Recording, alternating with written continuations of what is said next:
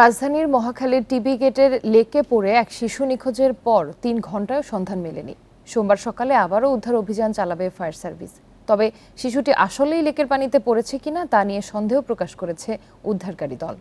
এদিকে রোববার রাত ১১টা পর্যন্ত নিখোঁজ শিশুর কোনো স্বজনকে সেখানে পাওয়া যায়নি। ১, ২, ৩ ঢাকায় জমি জিতে নিন ১০০% ক্যাশব্যাক সহ ২০ কোটি টাকার পুরস্কার। মহাখালীর টিবি গেট এলাকায় রোববার সন্ধ্যা ৭:৩০টার দিকে লেকের পানিতে পড়ে যায় শিশু রিয়া। প্রত্যক্ষদর্শীরা জানিয়েছে, ২ শিশু বসে ভিক্ষা করে পাওয়া টাকা গুনছিল।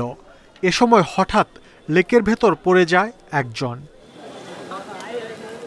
স্থানীয়দের মাধ্যমে খবর পেয়ে রাত ৮টার দিকে ঘটনাস্থলে পৌঁছে উদ্ধার অভিযান শুরু করেন ফায়ার সার্ভিসের ১০ সদস্য। তাদের মধ্যে ৪ জন ডুবুরি।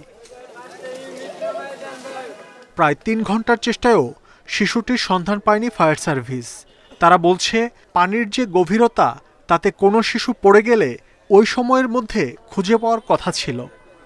ওই যে বাচ্চাটা বললো যে এখানে একটা বাচ্চা পড়ছে, ওর মুখে আমরা শুনছি যে ও দেখছে বাচ্চাটা পড়তে, কিন্তু ও পড়ার পরে ও আবার ওদিকে দৌড়ে চলে গেছে।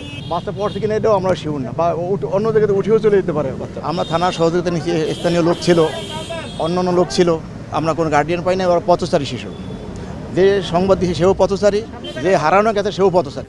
রাতে উদ্ধার কাজ সাময়িক স্থগিত করলেও সোমবার আবারও অভিযান পরিচালনার কথা জানিয়েছে ফায়ার সার্ভিস।